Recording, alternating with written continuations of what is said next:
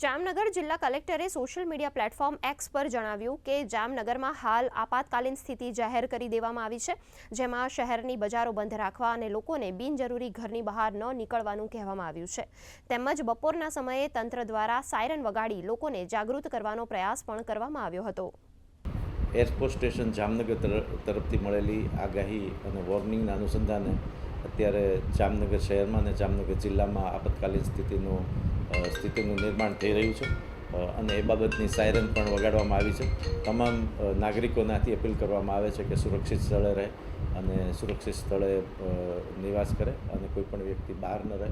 તમામ વેપાર અને ધંધાના વ્યક્તિઓને વિનંતી છે કે આજનો દિવસ એમની વેપાર અને વાણિજ્યની પ્રવૃત્તિઓ બંધ રાખી અને બને ત્યાં સુધી સુરક્ષિત રીતે જ રહે. જિલ્લા વહીવટીતંત્ર તમામ પ્રકારની ચેલેન્જને પહોંચી વળવા માટે સક્ષમ છે અને તમામ તકેદારીઓના પગલાં લેવામાં આવી રહ્યા છે.